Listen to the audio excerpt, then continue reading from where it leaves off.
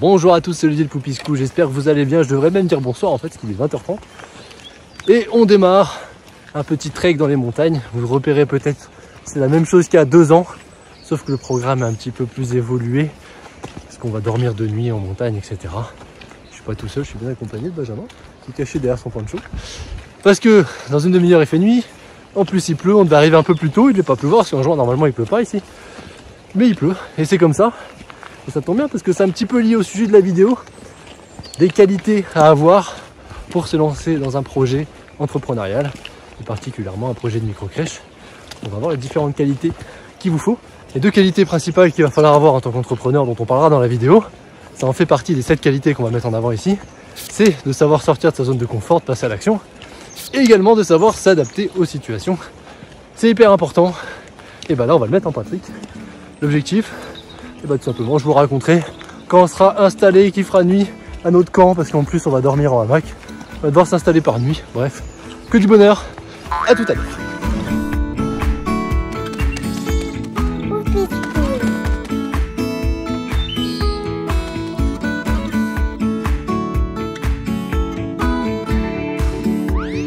On est au bureau pour parler des différentes qualités essentielles pour se lancer dans la création de son propre projet, tout simplement parce que j'avais réalisé l'ensemble de la vidéo directement à la montagne, littéralement au coin du feu, mais l'image n'était pas top, j'étais assez fatigué, du coup les informations que je t'ai passées n'étaient pas très claires. Donc je vais refaire tout simplement cette partie au bureau et on fera des switches entre la montagne et le bureau pour parler de tout ça. L'objectif de mettre la hamac là-bas, petite vue rivière. Et on se dépêche avant parce qu'il noir. Le temps est monté. Le petit hamac, s'il est tard, en bordure de rivière. Petite mise à jour maintenant, il fait nuit, ça y est. Mais on s'est installé. On a nos camps qui sont respectivement ici, sous le taf et le hamac. Benjamin qui s'occupe du repas. Son hamac qui est là. On a la rivière juste à côté qui va nous bercer cette nuit. Donc ça c'est cool. Le début du programme c'est simplement effectivement c'était de faire ce premier camp, de dormir à la belle étoile en hamac. Ça va être sympa. Première expérience en montagne, un peu mieux équipée que la dernière fois. Je pense qu'on va bien dormir, on est pas mal avec un petit matelas et tout. Et ensuite demain ascension du col de Pouzenc qui est tout là-haut. Pour l'instant dans les nuages, on espère que demain ça va le faire. 1200 mètres de dénivelé, on redescend, on devra aller à un autre endroit, une autre montagne, je vous en parlerai demain, pour faire un autre campement et un deuxième col. Voilà, l'objectif c'est de faire 2 nuits et quasiment 3 jours en montagne, en pleine nature. C'est aussi ça la liberté d'entreprendre, ça permet d'être libre de son temps, même si c'est pas le sujet de la vidéo aujourd'hui, c'est le sujet de la vidéo, c'est plutôt les qualités nécessaires pour amener son projet jusqu'au bout. On commence à en parler demain, on va manger et à demain. La première qualité qui est indispensable pour se lancer dans la création d'une micro-crèche, même d'un établissement d'accueil de jeunes enfants en général, c'est d'avoir un pourquoi qui est réfléchi, d'avoir une vision qui est claire.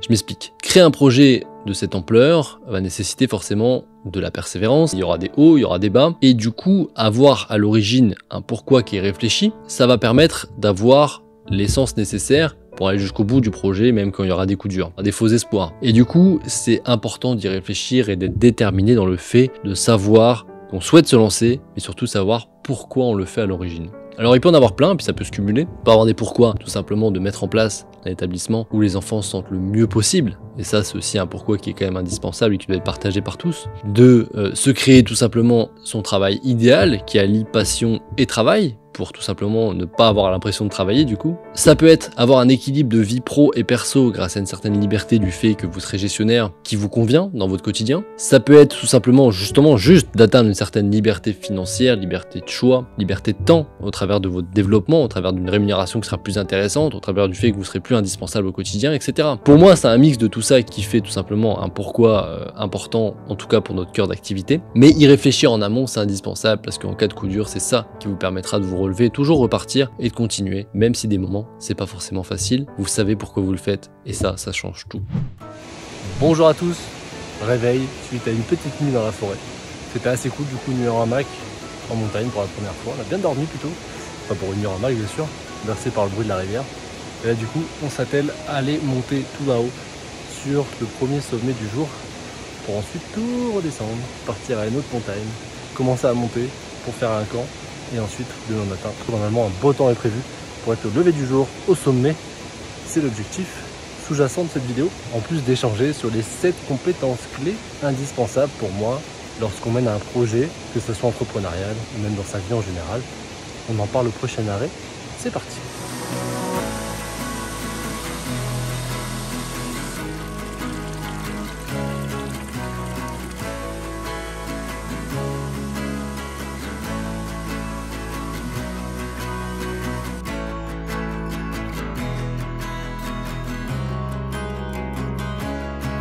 Deuxième qualité, je les mettrais même ensemble, la persévérance et la résilience. Je passe une bonne partie de mon temps au coaching tout simplement à motiver, à remotiver des porteurs de projets qui ont eu des faux espoirs du fait qu'ils avaient trouvé un local et au final ils l'auraient passé sous le nez, ou alors ils peuvent pas le faire pour X ou Y raison. Ça peut arriver parce que c'était une zone inondable et qu'ils n'avaient pas vérifié tout de suite. Ça peut être parce que une personne est passée devant eux. Bref, il y a plein de raisons pour le fait que le local forcément l'aurait pas attribué. Ça peut être également parce que le financement est pas validé. Ça peut être que la PMI ne répond pas ou est négative, la CAF, la mairie, bref, il y a plein de raisons. On dépend de beaucoup d'organismes extérieurs, on dépend du marché immobilier forcément.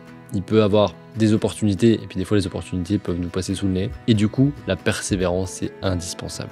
Dans la création d'un établissement d'accueil de jeunes enfants où on est dépendant autant des autres que de nous-mêmes, de savoir se relever et de savoir ne rien lâcher, c'est vraiment quelque chose d'indispensable. Les membres de Poupy School le savent, je passe mon temps à toujours dire ne lâchez rien, quand on interviewe des porteurs de projets, d'ailleurs qui sont devenus des gestionnaires, vous l'avez déjà vu sur cette chaîne. En règle générale, le conseil c'est de rien lâcher parce que au bout d'un moment, on y arrive en étant persévérant. Rien lâcher, ça veut dire tout simplement se relever quand effectivement on a des faux espoirs, mais c'est aussi quand il y a une possibilité, effectivement, ne pas juste écouter potentiellement une entreprise du bâtiment, juste écouter une PMI qui dit ben là c'est pas possible parce qu'il y a ça. Oui, mais on peut réfléchir autrement.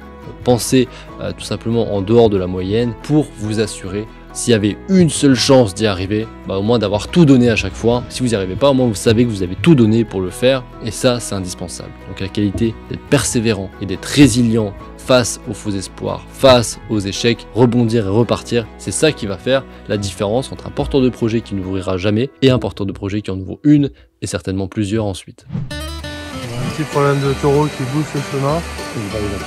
Ouais. Il n'a pas l'air d'accord. 3, 4. Mais je prends les deux de gauche, tu prends celui de droite. Ça s'en observe un petit peu, je trouve. Sous pression, il y en a une qui s'approche là-bas. Là. On a été bloqué par des vaches et des taureaux qui sont en plein sur le chemin. Qui nous regardent un peu méchants puis qui grattent par terre quand on arrive. C'est une mise à jour avant de mourir. Du coup on va essayer de faire un art de cercle pour retrouver le chemin là-bas. Sans les énerver. On va voir. C'est parti. Troisième qualité, ici on va parler de flexibilité et qu'on va cumuler ça avec du passage à l'action. Pourquoi être flexible, c'est une qualité indispensable? Tout simplement parce que quand on crée une micro-crèche, on n'aura pas quelque chose de tout beau, tout rose, un local parfait qui va coller parfaitement pour faire la micro-crèche parfaite. Même quand on construit, on a des choses où on doit s'adapter. Et du coup, savoir être flexible et ne pas se dire « Ah, mais il n'y a pas ça, du coup, je peux pas le faire ». Il faut, comme j'ai dit avant, c'est lié à la persévérance aussi. Il faut pas avoir qu'un fonctionnement en tête, qu'une pensée, qu'une possibilité. Essayez à chaque fois d'être flexible et se dire « Ah ouais, mais si je fais ça, je peux faire autrement. Si je modifie cette cloison, par exemple, je peux modifier l'ensemble. J'ai fait un plan qui fonctionne pas, mais si je repense à tout, ça peut marcher. » Être flexible, c'est indispensable.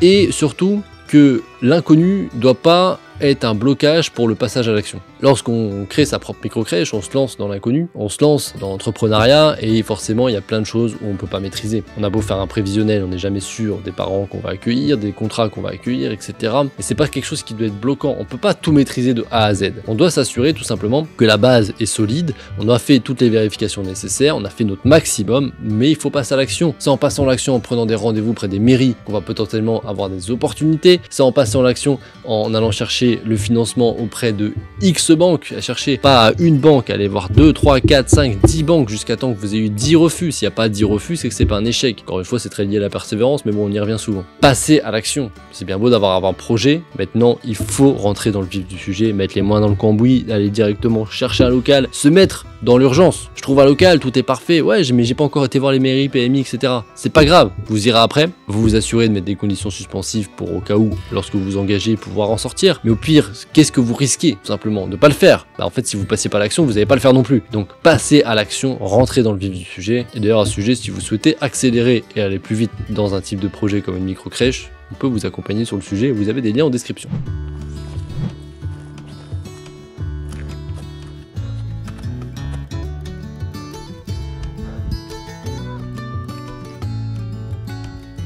Bon, on a deux problématiques. La première, c'est qu'il y a plein de nuages derrière, dont des nuages d'orage potentiellement un peu cachés derrière un nuage blanc qui arrive.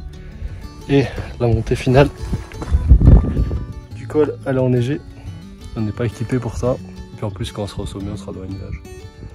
Donc pour éviter tout ça, après quelques heures de marche, on redescend. C'est ça être flexible aussi. Allez, c'est parti. On repart et normalement demain, meilleur temps pour l'ascension de prochain sommet. Allez, à toutes.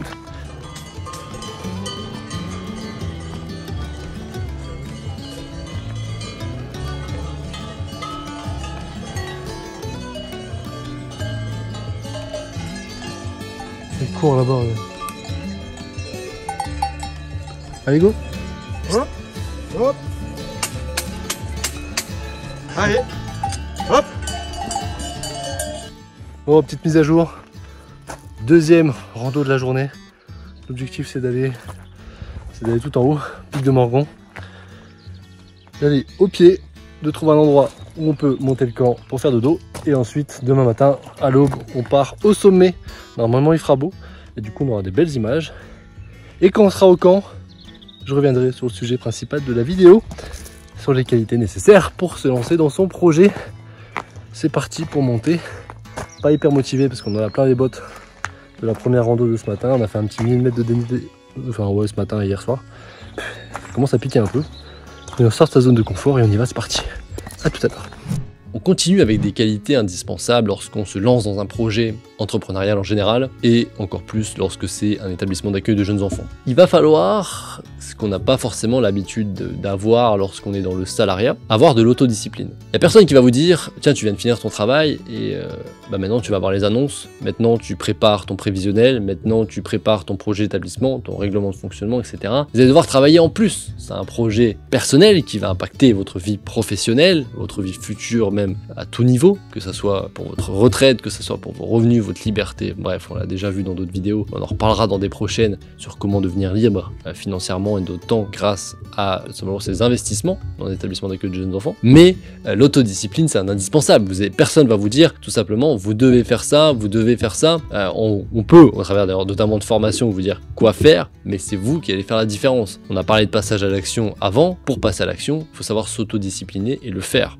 L'autodiscipline, ça peut passer aussi par l'organisation. Mettez-vous des objectifs long terme, divisez-les en objectifs court terme. De là, vous en décidez une to-do list et vous l'appliquez. Mettez-vous une autodiscipline où vous mettez des temps pour travailler et vous ne lâchez rien. Il faut vraiment qu'il y ait un cas d'extrême urgence pour pas faire ce temps de travail. Soyez autodiscipliné, ayez de la régularité dans votre travail. C'est ça qui va vous amener jusqu'à l'ouverture. Tout ça en plus cumulé avec les qualités qu'on a vues précédemment. Forcément, si vous lâchez rien, vous arriverez à aller au bout de votre projet. Et c'est très lié à un second sujet qui peut impacter énormément votre projet, c'est votre environnement. Quand on parle d'un projet entrepreneurial, de tout type d'ailleurs, mais un projet micro-crèche où potentiellement il y a un investissement important, il y a toujours des personnes qui ont tendance à nous freiner. Mais ils vont nous freiner par amour, par sympathie, par envie de nous protéger, mais au final ils vont nous freiner, mettre des bâtons dans les roues, nous faire douter, et c'est important de prendre des avis des proches, mais surtout de prendre des avis de personnes qui ont déjà atteint les objectifs que vous souhaitez faire. C'est pour ça que chez Poppy School, on met un point d'honneur à avoir une communauté forte, des échanges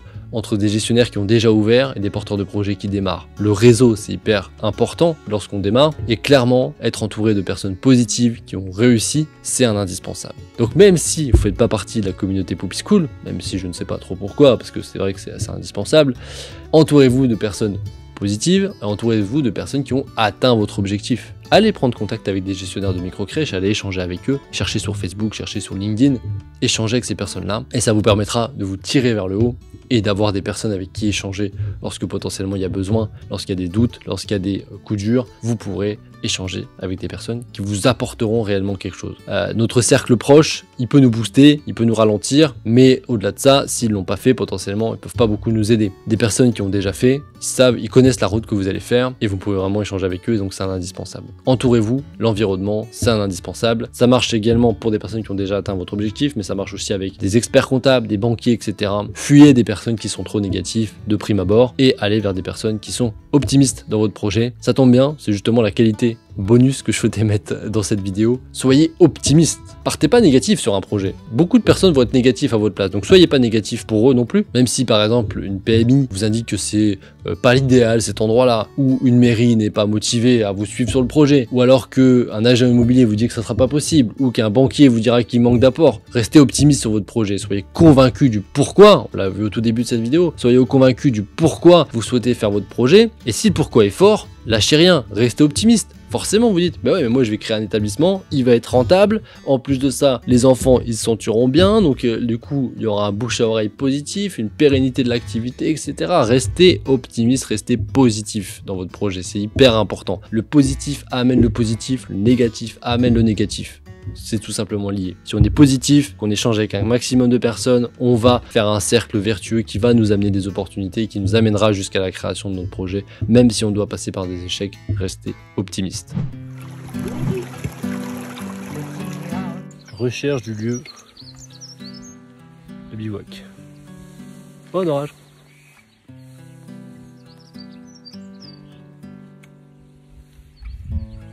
C'est quand même beau.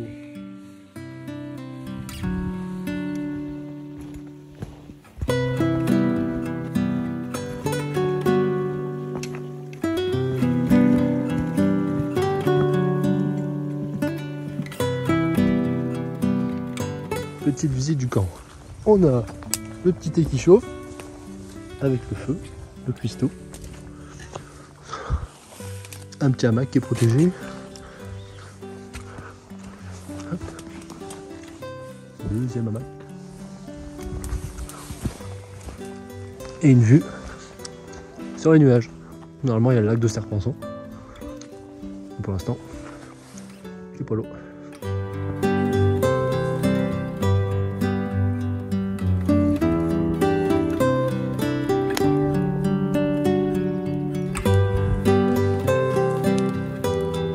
La dernière qualité que je m'étais notée, on en a déjà un petit peu parlé, c'est de savoir gérer son temps. Soyez organisé. Vous avez certainement une vie active qui vous prend du temps, peut-être des enfants, une famille, des activités sportives, plein de choses. Il faut planifier les choses pour s'assurer qu'elles soient faites et s'assurer de faire surtout les choses qui ont le plus d'impact. Lorsqu'on est au démarrage d'un projet, ce qui a le plus d'impact, c'est d'échanger avec un maximum de personnes.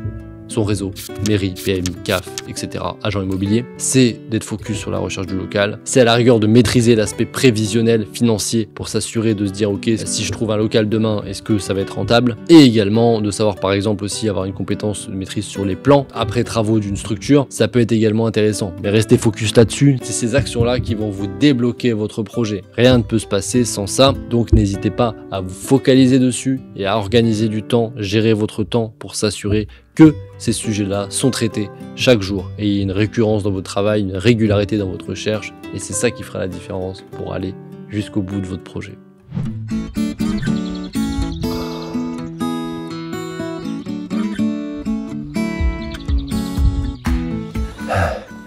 Deuxième jour, après une petite nuit parce que c'est un peu compliqué, c'est froid et tout. Hamac pas hyper confortable. On part sur l'ascension. Pic de Morgon, et on va enfin une météo clémente avec nous. Et ça fait plaisir.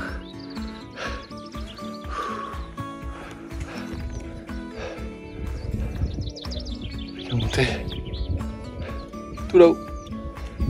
On aura atteint notre sommet. Et après, on pourra faire la traversée de toutes les crêtes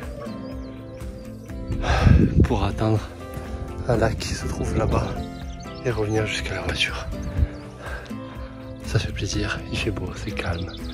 Loin du tumulte de la ville et du quotidien, c'est assez cool. Allez, on continue, c'est parti. Mission de grotte.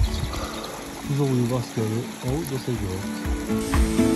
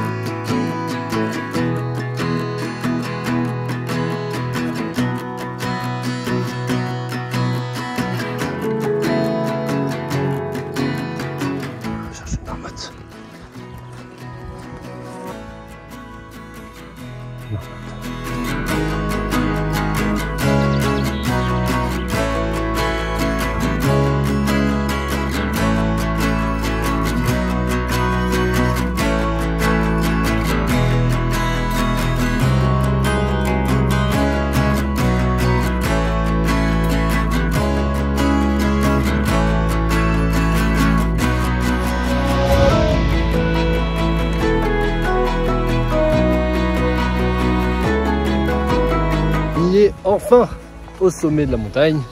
Et en plus aujourd'hui il fait beau. Et ça c'est cool. On est à 2400 mètres aujourd'hui. On a fait nos 2000 mètres de dénivelé en 2 jours. On a dormi 2 nuits dehors. Les objectifs ont été atteints aussi. Les conditions n'étaient pas toujours faciles. Hier orage toute la nuit, etc. Mais on y est. Si ça c'est pas beau. Et ça fait plaisir. On sort de sa zone de confort. On atteint les objectifs. Et ça c'est cool.